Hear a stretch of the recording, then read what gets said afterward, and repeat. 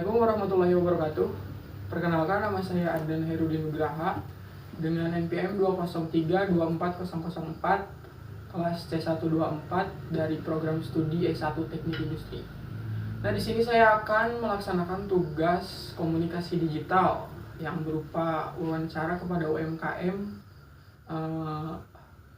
Kebetulan saya di sini mewawancari UMKM di bidang yang menjual parfum.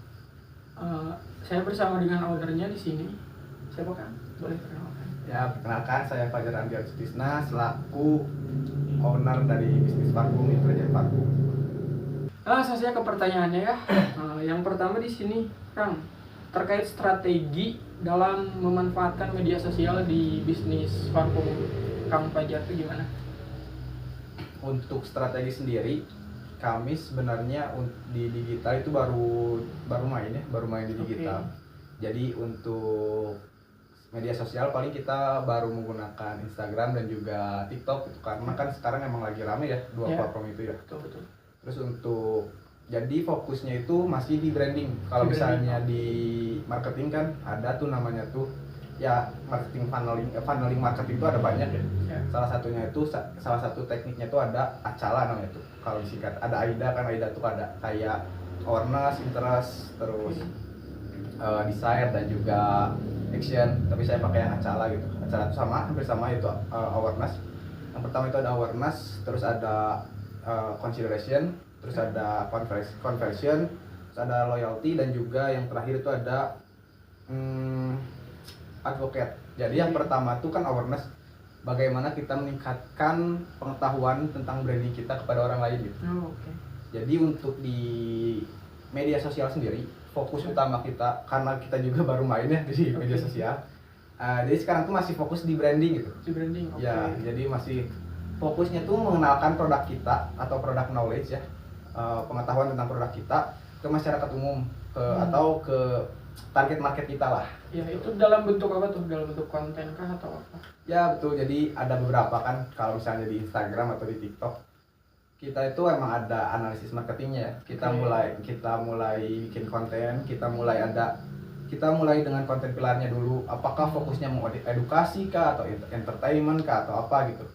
Jadi dalam beberapa hal di bisnis kita atau di parfum itu masih fokusnya itu di branding dengan mengenalkan produk-produk kita. Seperti misalnya kenapa sih kita menamakan produk kita dengan Intelijen Parfum, terus kenapa variannya namanya ini gitu kan. Misalnya kenapa nama variannya itu Nihilis, kenapa nama variannya itu Lux, dan lain sebagainya kayak gitu. Terus lanjut ke pertanyaan yang kedua ya. Dengan menggunakan media sosial itu dampak terhadap peningkatan omset penjualan itu gimana sih? Gitu. Nah, kalau untuk media sosial sebenarnya emang karena masih baru ya, jadi untuk dampak terhadap peningkatan omset mungkin belum terlalu besar ya, karena kan sebenarnya media sosial itu hanya kalau yang kita gunakan hanya sebagai tools untuk mengenalkan produk kita, sedangkan CTA-nya atau call to action-nya itu pembeliannya di Shopee atau di Tokopedia. Jadi istilahnya kayak di Instagram ya atau di TikTok kita tuh cuma mengenalkan produk kita, sedangkan nanti mereka itu ngeklik yang nyambungnya tuh ke Shopee atau Tokopedia gitu. Kecuali kalau TikTok ya, kita juga di TikTok baru main gitu, jadi belum sampai menjual produk ya, seperti belum bermain iklan, belum bermain KOL atau endorse yang kayak gitu. Kayak Google Ads ya, belum main kita. Jadi masih fokus untuk mengenalkan produk kita.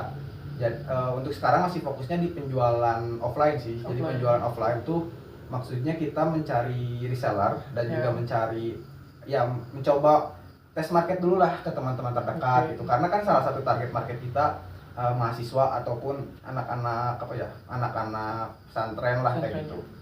Jadi fokus utamanya sekarang tuh masih di offline dengan tes market dulu nih ke teman-teman kita yang emang sesuai dengan target market kita. Kayak gitu. Terus lanjut ke pertanyaannya yang terakhir. Tantangan yang dihadapi itu dalam pengoptimalan media sosial tuh gimana sih? Untuk tantangan sendiri lumayan ya, karena kita juga baru main di sosial media. Yang pertama itu kayak kita tuh masih belum tahu nih, mulai dari konten planningnya misalnya. Kita bikin konten planning, Nah, ketika bikin konten planning dan juga kita mau bikin suatu konten misalnya, oke lah kita saya bisa ngeriset kontennya gitu, riset konten dengan isi konten misalnya kita mau nge-up kenapa namanya Intelligent Parfum gitu. Nah, yang jadi permasalahannya kadang karena saya kurang di desainnya, kurang di desain visual gitu. Jadi agak sulit tuh ketika mau mendesain untuk media sosial kita. Karena kan kalau misalnya di media sosial tentu harus ada brand identity-nya gitu, atau brand identitas brand kita gitu kan.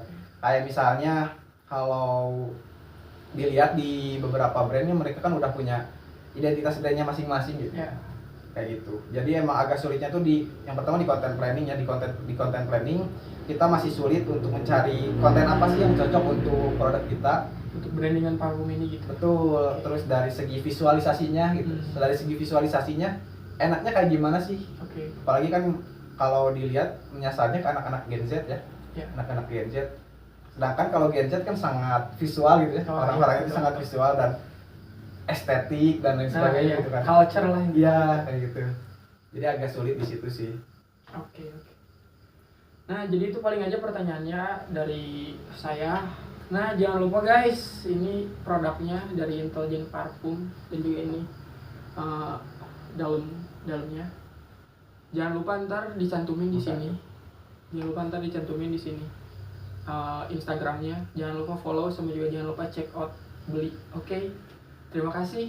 Wawancara dari saya sekian. Maaf bila ada kesalahan atau salah kata. Assalamualaikum warahmatullahi wabarakatuh.